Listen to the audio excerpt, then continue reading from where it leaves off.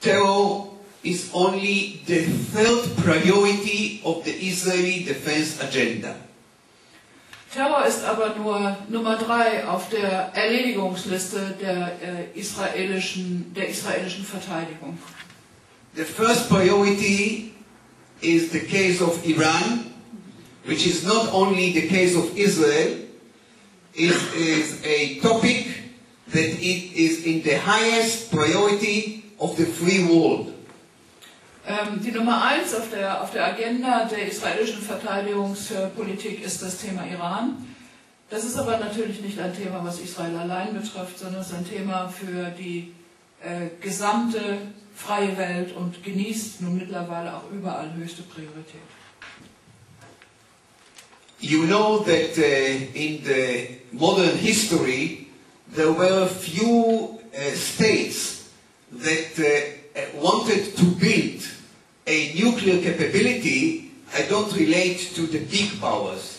I relate to countries like Libya, like North Korea, like Uzbekistan and Kazakhstan, countries that only expressed the wish to do it, but didn't succeed yet to fulfill it.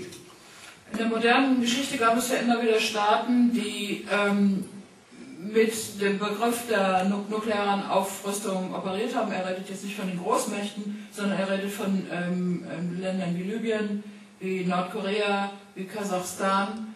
Und oft geht es gar nicht um die nukleare Aufrüstung, sondern die Drohung wird ausgesprochen, dass aufgerüstet werden soll. And we can see in the last years, at least in two very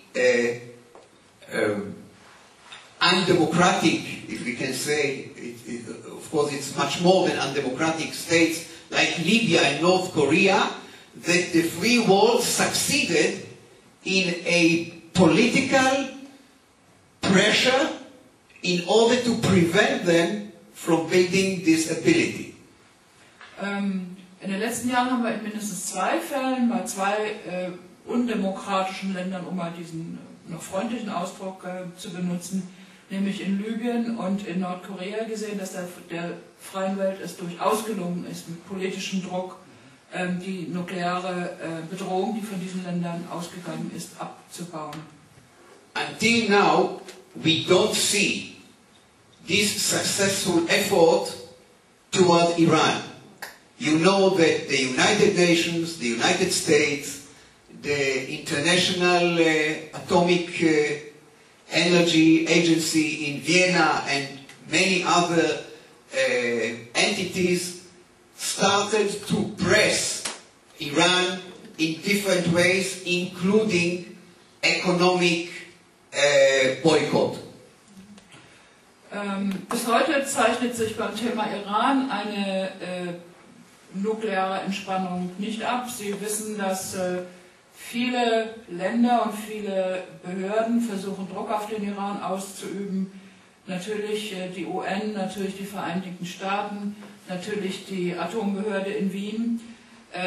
Und es gibt Maßnahmen wie Isolierung und ökonomische Boykotte, aber bisher ist kein Erfolg erkennbar.